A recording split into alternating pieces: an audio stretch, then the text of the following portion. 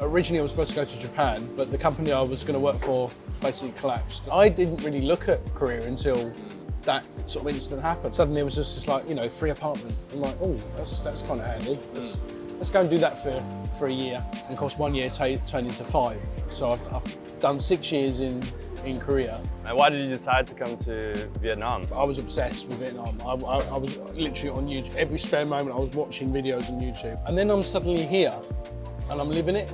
And I'm like, wow, this is, like, I love how enterprising that Vietnam is. I love like, if there's an opportunity to be had, I can bet you, you know, £1,000 there'll be a Vietnamese person that will take that opportunity and roll with it and make it a success. Yeah. And I just love that drive in this country that, you know, they have, and it makes me respect them even more. But here in Vietnam, you know, I get to try the new foods, I get to learn a new language. If you just are open-minded and you put the effort in, you'll get 10 times more out of it, you know?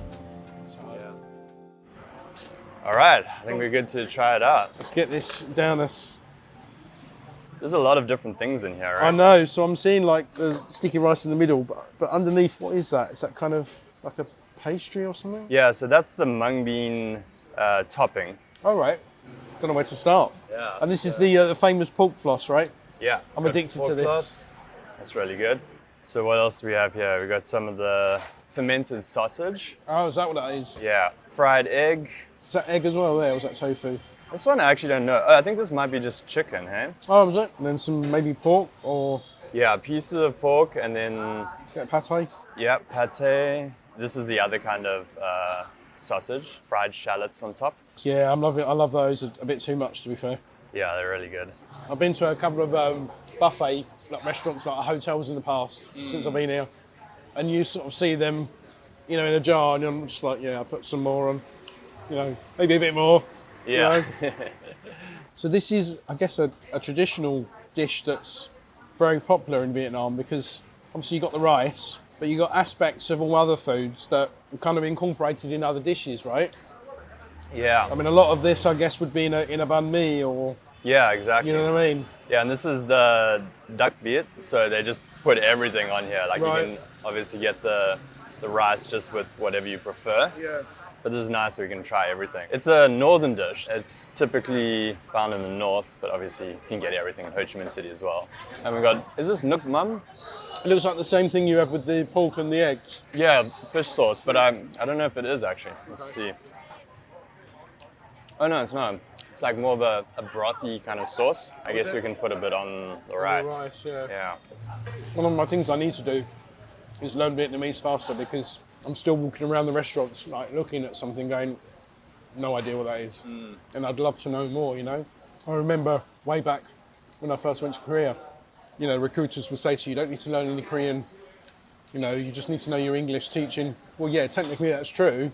Yeah. But actually, what kind of life are you going to live if you don't learn Korean outside of your teaching schedule? You know, and I walked around, I remember walking around Korea looking at one letter at a time and slowly started sort of forming things together. And the difference it makes to be able to go to a restaurant and know exactly what they're making. Yeah. Like, it makes your life so much easier. Yeah, I remember when I learned the alphabet in Korean, and it's actually quite easy, like at least to sound it out. Yeah. And then it just opens up your eyes. You can actually read everything, at least sound it out, you know, which is great. Yeah.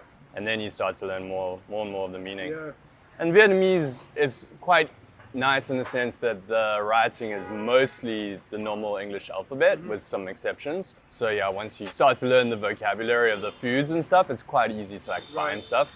Yeah, this is quite a hearty meal actually. Yeah. I thought it'd be quite light, but I think because we got the full version, Yeah. it's got a lot of food in it. 70,000 won. 70,000 dong. That's right, yep. And it will last me till dinner time. You lived in South Korea for like 6 years, right? So I went to university, technically later in life, 23.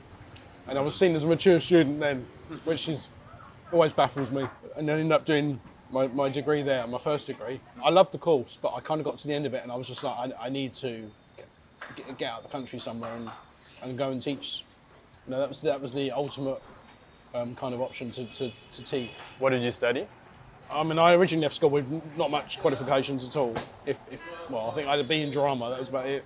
So by the time I got to that age, I'd already done an access course which allows people without qualifications, mature students again, without qualifications to go to university.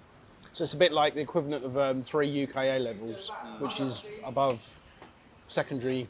After secondary school, you can do A levels. And then I wanted to be doing the primary course, teacher training, because I didn't have my GCSEs in like maths, English, science. I got one of them at the time because I was trying to do all 3 plus my access course and it was just too much work. I ended up just getting one of those subjects.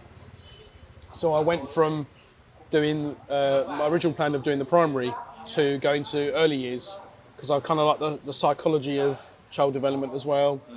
And there's always been that dream in the background for me to become an educational psychologist. Oh, nice. But you know that may happen in the future. I don't know. It was early childhood studies for my first degree. Throughout that time, I'd been to some recruitment fairs, seen like teaching abroad, and I'd done my original. So I did 2 TEFL courses before going to Korea. Yeah. No, sorry, I did one, and then I did another one in Korea.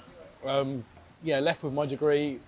Originally I was supposed to go to Japan, but the company I was going to work for basically collapsed and went into liquidation. I feel like everyone starts with, I want to go to Japan, and then the options like change after that. Yeah, right. Well, I didn't really look at Korea until that sort of incident happened, and then I looked at the options of South Korea. I saw it on the internet. Suddenly it was just this like, free apartment. I'm like, oh, that's kind of handy. Let's go and do that for a year. So I left, graduated, left the country, and went and worked in a place what you call a Hagwon. Yeah. Which I think you've obviously heard of. Yeah. Private English academy in South Korea. The experience of working in them is not always that positive, but then you do get a lot of people that work in Hagwons who love it and have a great time. Unfortunately, my first year it wasn't the greatest. I just remember my contract being pretty intense for the whole year. I got 10 days holiday a year, but I wasn't allowed to have them together. So it'd be like one day here, one day there. Yeah. I got so fed up at one point I tried to leave, and the owner went from being really nice lady to really angry. So I was just like, okay, I'll complete my year. And I actually left hating Korea after that first year, thinking I never want to come back again. And then sort of got back to the UK and realised, hang on a minute, it wasn't Korea that was the problem. It was just that job. I'm sitting there sort of thinking about it. I thought, well, do you know what? I'll go for one more year. And of course, 1 year turned into 5. So I've done 6 years in Korea. I worked in a Hagwon the first year. I did an English centre, not the same sort of English centre as Vietnam. It was like a public school. At the top floor, all the classrooms were themed. So one was like a house, one was a dentist surgery, one was a doctor's surgery. Okay. And you could do like role play, English, really, really good fun for the kids. And then I worked in sort of different schools throughout the years there. But yeah, it was a great experience. Other jobs turned out to be a bit better than the first one. Yeah, I mean, there's different options you can go in, or there was at the time, to go into Korea. There was Epic, and then Gepic, which is what I was part of 1 year. Same system as Epic, which is, if I remind myself now, English program in Korea. There you go. Yeah. And then Gepic was Gyeonggi, Yeah. English program in Korea. So that's the surrounding provinces of Seoul. Yeah, lovely areas there as well. I was in an area called Songnam. Yeah, it was great. I mean, I think if you do your research and choose wisely, you can find some really good schools to work at. I don't know the situation now. I don't know the demand for teachers now in Korea. I guess it's still there because I've got friends still there. Whether the money's as good or better, I don't know as well. Yeah, well, I did the EPIC program and I had a good first year, although I was in a smaller city, Gimcheon, which like most people don't even know. It's just outside of Daegu. So you don't get to choose where you're placed as well, which most people want to be in like Seoul or Busan or Daegu or. But I still had a good time and traveled around a lot. Obviously we focus on Vietnam more now these days, but from what I've seen in South Korea, the salaries haven't quite increased as much in the last 5 to 10 years as as inflation in South Korea. So it's still a possibility, it's still an option, and you do get the free housing and stuff like that, which is nice. But I feel like that ratio isn't quite as good as it used to be of the salary to living costs. But I really enjoyed my time in South Korea too. It's a great country. What do you like about living there? Food. When I arrived, it was so different. There wasn't an ounce of English there at all. You know, this was 2008, so I remember arriving at the airport and my manager was there to meet me, and we're getting in the taxi and she's like, oh, okay, just to let you know, your apartment's not ready, but don't worry, I'm putting you in a hotel. And I'm thinking, oh, lovely, great, hotels is great. We arrive in this sort of dark street, and there's this slightly dimly lit, very small sort of size motel. And it turns out it's a love motel. Yeah. Right? And I'm going in, obviously the hallways are very dark and dimly lit. My room, I guess you can say, is very seductively designed to meet the needs of certain clients. And I sat on the edge of the bed and I just thought, what have I done? Oh my God, what have I done? I've come all this way. And I've got no shame to say, I sat there and bawled my eyes out. I was like, oh my God, this is like a nightmare. I think it was like a couple of hours later and I had to get some food. I was really hungry. So I walked out onto the street and just looked around and saw a convenience store headed for, it might have even been a GS25, which is here. The shock level was real, was when I went into the convenience store, saw food in front of me, but even then I didn't know what it was. And I'm just like, okay, let's grab that. And then came back, put on UK, I had a really old computer, like a laptop with me. I managed to hook it up to the internet in the hotel room and put on some UK radio, because it was the only way I could fall asleep that night. I think the first few months was a struggle in terms of adjusting, because it was so different. But I think the more effort I put into it, the more I got out of it. And as I started learning the language, it became a lot easier. The cheapness of it was great, and I love ginger bongs, they were great. There was yellow the Korean dust. spas, Yeah. you go, like sauna, and then you can like take a nap on the warm floors. Yeah, it's such an experience. And you'd have families that would go there from Friday to Sunday. They'd stay the whole weekend. You know, there was a restaurant there and a PC room for the kids to play on, and you know, everything you wanted. I would take a train from Gimcheon to Seoul and go out, you know, have a good time with friends, and then go to the spa, like nap through to the morning, and then like take the train home the next day. Nice. Yeah. Nice. I used to like the buses. Like you go out in the evening, and if you stay that long enough, there'll be another bus, like the morning bus, but it'll be like 3 or 4 in the morning, so you could sort of still get the bus back, you know? Yeah, I do miss Korean food. Korean food is really good. Any favourites? Dak galbi. Yes. You've been to Mr. Dak Galbi? No, is there one here? There's 3 of them, Mr. Dak Galbi. Ah, cool. There's one in District 3, there's one in a mall, but yeah, Mr. Dak Galbi's good. It's not quite the Dak Galbi that I know, but my favourite was one in Bucheon, in Seoul, which was my first city that I ever sort of lived in. And whenever I used to go back there, it was like I was coming home. It was kind of, you know, that nostalgic feel to it. There are the best Dak Galbi. I mean, there's some pretty good Korean food here, but obviously getting in Korea, it's going to be the best there, right? Would you go back? I liked Korea for like the year I was there, but I feel more at home in Vietnam, I think. I get that. So for me, I don't know, the culture and the lifestyle in Vietnam is a bit more suited for me. And Korean people are great, like kind and friendly, but I feel the Vietnamese people are really warm and open. I like that a lot. And just a bit more, I feel a bit more like the culture's slightly more open here. I don't want to make big generalizations, but that's just sort of my experience. No, I agree. So what do you like about Vietnam, and why did you decide to come to Vietnam? For quite a number of years, I wanted to visit Vietnam. I don't know if it must have been because of the food originally. Like I'd heard of pho, or people call it pho, don't they? Which is not right. There were aspects of Vietnam somehow you sort of just pick up, don't you? You think about, you hear about, and know of. And I was always sort of fascinated initially by food. I mean, I'm driven by food anyway. I am a foodie, right? So I love to, if I go to a different country, I love to try different foods. I love to do a cooking course. I mean, I've done 2 here. Oh, nice. Since I've been here. No, 2 this year. So I've done 4 cooking courses in Vietnam. I decided at some point in my 30s that by the time I was 40, I wanted to visit Vietnam. And then it was going to be, for my 40th birthday, that's what I'm going to do. I'm going to treat myself to a trip to Vietnam. And then COVID happened. So for my 40th, I had a trip at my mum and stepdad's instead, and lived there for a while. Yeah. So, you know, Vietnam never happened. Before coming to Vietnam, I worked in a special needs school in South London, in England. It was a great school, absolutely loved it. All the children were autistic.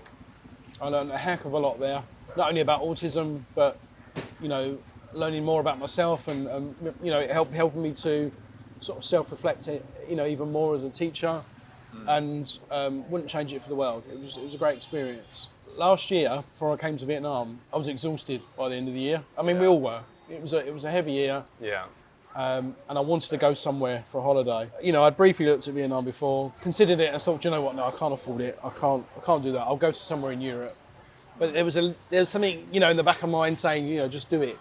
So in the end, I just thought, you know what? Forget the expense. I'll just, you know, get the flight and go. So I booked it 2 weeks before flying to Vietnam.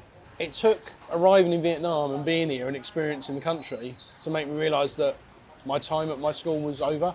And it was no reflection on the school. Yeah. It was just time for me to go. And I had a great time in Vietnam. I travelled the whole country and then came back to the UK in September. I remember it like it was yesterday. I went up to my head teacher. She says, "Oh, how was Vietnam?" And I'm just like, she's like, "You're moving there, aren't you?" And I was like, "Yeah, I think I am."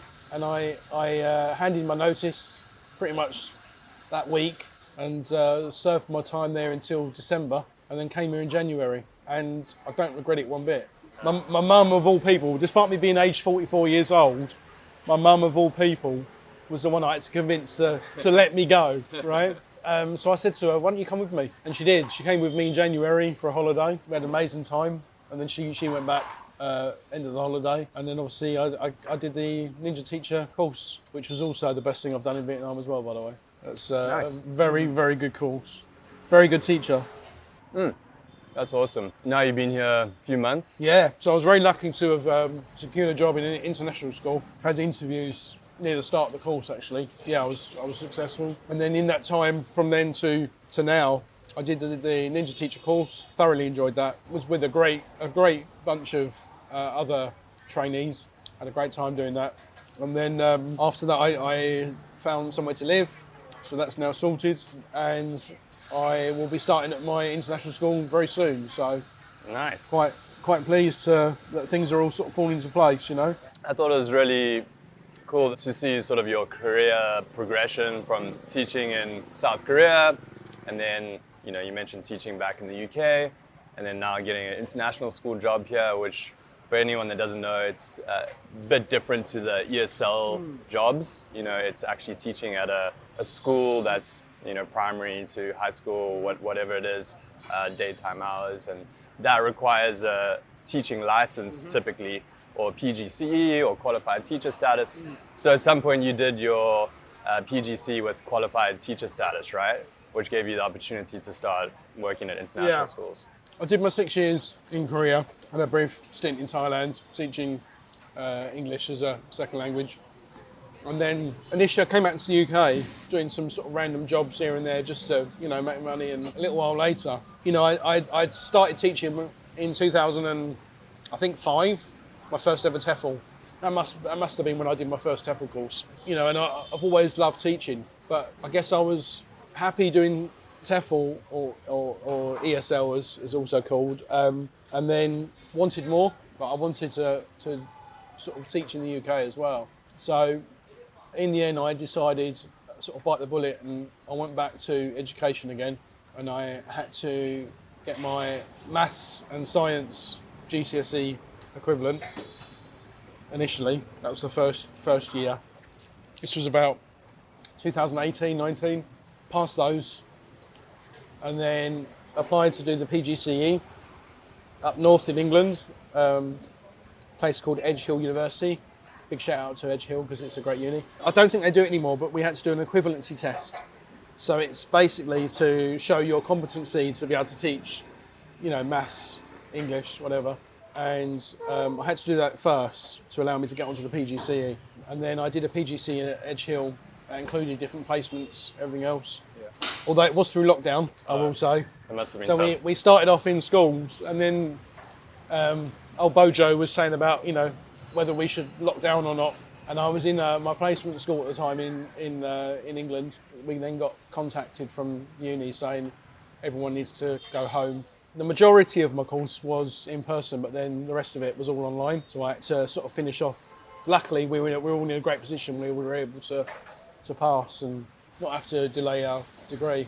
Yeah. Then I was qualified in 2020, and then pretty much straight after that, found myself teaching with the mask on in a school, in a classroom, because I was an essential worker, they called it in the UK. Okay. If you were an essential worker, you had to, to work as normal. Quite an experience, but from there I worked in my first school after getting my PGCE, and then after that I was in my last job. Yeah, it was something I've done later on in life. I passed 30 at the time when I really started thinking about it again, and I thought, do you know what? If I'm going to be a fully qualified teacher, with a licensed teacher, with qualifications that allow me to take advantage and travel the world, if I don't do it by the time I'm 40, I don't think I'm going to bother.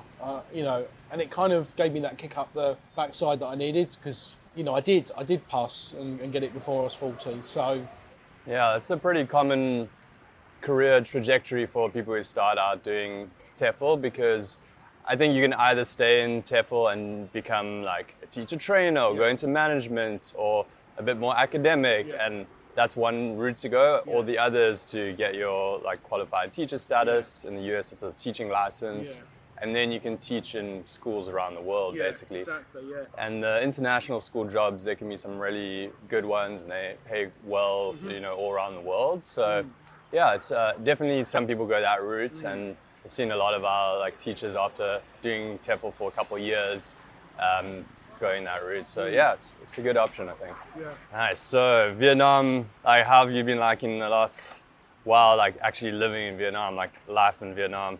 It's interesting because I've watched your videos as well as others, right? I mean, when I decided I'd handed my notice at school in the UK, but then I was obsessed with Vietnam. I was literally on YouTube. Every spare moment I was watching videos on YouTube, and I saw some of yours and a few other ex-trainees who are YouTubers now as well, right? I guess it was that, opportunity that's not in the UK at the moment. Everything's not great in the UK, like a lot of other countries. Everyone's poor. The fact that I would struggle as a teacher in the UK to, I'd never be able to buy a house in the UK. But like having to live in a house share, which was great, by the way, but, to be able to rent my own place in the UK, not possible. So I suppose that kind of pushed me to be focused on Vietnam as well. Like I knew that there was going to be opportunity. I'd lived in Korea before. I'd done my research on the wages you can earn compared to the cost of living, being so cheap here. So I knew that was to come. So that kind of, got me energized. And then I was just watching all the videos like about food here and just the convenience and the opportunities. And then I'm suddenly here and I'm living it. And I'm like, wow, this is like, I love how enterprising that Vietnam is. I love like, if there's an opportunity to be had, I can bet you, £1,000 there'll be a Vietnamese person that will take that opportunity and roll with it and make it a success. Yeah. And I just love that drive in this country that they have, and it makes me respect them even more. I also think that the Vietnamese are really friendly. I guess it's all perspective, right? If you walk around looking grumpy, then that's what response you'll get. If you walk around with a smile, they'll smile 10 times more than you, back at you. And I just think it's such an easy place to live. Not just because it's financially easy, but I don't know, if any time I've needed help from someone who's Vietnamese, they've been, they've bent over backwards to help me. There is that kind of awkwardness of being the Western privilege and of being that guy that, or girl, if it's a girl that, happens to be from an English-speaking country, and suddenly they're on a much higher wage than the average Vietnamese. And, don't get me wrong, it's lovely to earn good money, but I do feel a sense of, I guess, unease with that. Like, it makes me feel a bit uncomfortable that I've kind of just been I've been handed this privilege on a plate. And I think if you remember to respect the privilege that you've got here and actually love and respect the country you're in. Because at the end of the day, we're all guests, right, in this country. I think you can't go far wrong. It's funny because I'm living in a really nice apartment building now, and I'm already getting this imposter syndrome of like, I feel like someone's going to come up to me and say, "Excuse me, sir, I don't think you should be here." And I'll be like, "Oh yeah, right, sorry, yeah, I'll move out in 10 minutes. Do apologise." But I mean, the weather's good despite the rainy season. I'm never going to see snow in Ho Chi Minh City. I guess the future's bright for me, really. I don't know what I'm to expect at my new school. But it's the next chapter in my life, and I guess I'm proof that, I'm only 44, I'm not like ancient, but never too late or too old to go somewhere and experience somewhere new in the world, And I think Vietnam was probably the best place that I could go to next. That's awesome. Yeah. I'm really glad to hear that. Sounds like it's a good place for you to be now, and it's nice to have seen that journey and hear about it, because you'd shared a little bit with me, and I think it's really nice for other people listening to this to sort of see that potential career path. Also the things about like how it can be a shock when you first arrive. It's normal, as much support as you have to be like, what am I doing? Is this a terrible idea? Have I made a mistake? But then like going through different phases as you get settled in, and then enjoying it in different ways over time.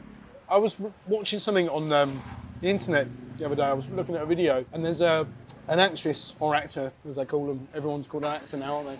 There was an actor from a TV show in the UK, and she was talking about just like, general life things. And she said something that kind of has stayed with me.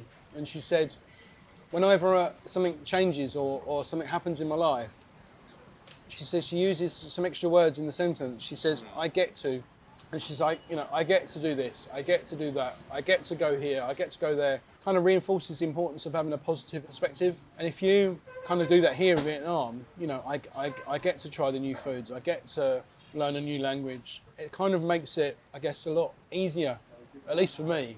I think if you just are open-minded and you put the effort in, you'll get 10 times more out of it, So, yeah, it's a good life lesson in general, and I think particularly when you're moving abroad, because things will be different, and life is a lot different in a lot of ways, and new job, new career, new foods, people, places can be big life change. But if you keep that kind of attitude, I think people can have really positive experiences, right? Yeah, definitely. Who knows what the future holds? Yeah, awesome. Nice one. Well, what did you think of the Amazing, Xoi Xeo? amazing. Yeah, I need to save it actually on my phone. Yeah, Because I definitely want to come back here. yeah, Very awesome. good. Great stuff. All right, cool. Well, I think that's good for the video. It's Great. nice showing the food and hearing a bit about your story. So, Nice one. Cheers, Alex.